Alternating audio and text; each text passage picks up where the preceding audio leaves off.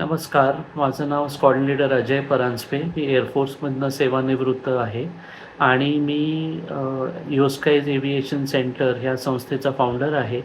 ही संस्था मुलांना चांगलं प्रशिक्षण देण्यासाठी विशेषतः फ्लाईट सिम्युलेटर वापरून जेणेकरून मुलं चांगलं पायलट होतील, अनुभवी पायलट होतील, ह्या उद्देशाने सुरू केली गेली आहे.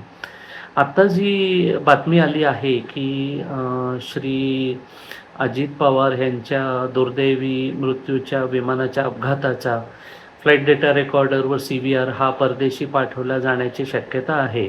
ह्याच्यावर माझं असं म्हणणं आहे की ही शक्यता असू शकते, कारण तो जर त्याचं खूप भारी नुकसान झालं असेल आगीमध्ये किंवा काही कारणांमुळे त्यातनं माहिती येत नसेल, तर त्याला काही पर्याय नाही बाहेर पाठवायला.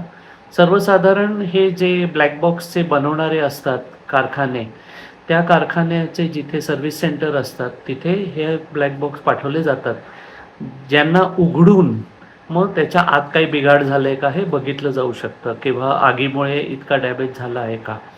इथे मी सांगू इच्छितो की तसं फ्लाईट डेटा रेकॉर्डर व CVR, ज्याला एकूण मिळून ब्लॅक बॉक्स म्हटलं जातं, ह्याच्यामध्ये खूप डिझाईन काळजी घेतली जाते की प्रचंड आगीपर्यंत ते सोसू शकतात. त्यामुळे असं नाही आहे नक्कीच की आगीमुळेच त्याचा त्रास झालेला आहे. कधीकधी आगीमुळे नसेल ते पूर्ण जळालेलं, पण आतमध्ये जर काही बिघाड असेल त्या विमानाच्या इम्पॅक्टमुळे, तर त्याची दुरुस्ती करून पुन्हा तो फ्लाईट डेटा रेकॉर्डरमधनं डेटा काढू जाऊ शकतो. पण एवढं नक्की आहे की कदाचित इथल्या भारतातल्या सोयींमधनं त्यातला डेटा बाहेर निघत नसावा, म्हणून ते परदेशी पाठवलं जात आहे.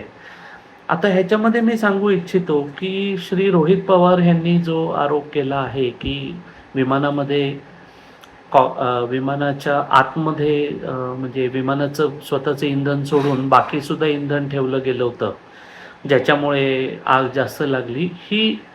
मी हे नाही सांगू शकत की ती ठेवली गेली होती का नाही, पण जर ठेवली गेली असेल तर नक्कीच आग जास्त वाढू शकते आणि त्याच्यामुळे फ्लाईट डेटा रेकॉर्डरला डॅमेज होऊ शकतो का, तर येस, नक्कीच जास्त होऊ शकतो.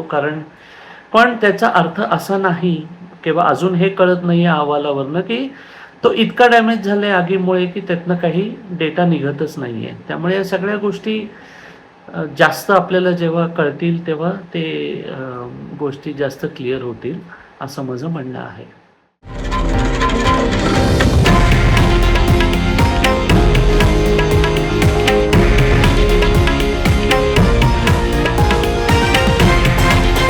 हे आहे देशातील नंबर 1 न्यूज नेटवर्क आणि आपण पाहत आहात TV9 मराठी, एकमेव.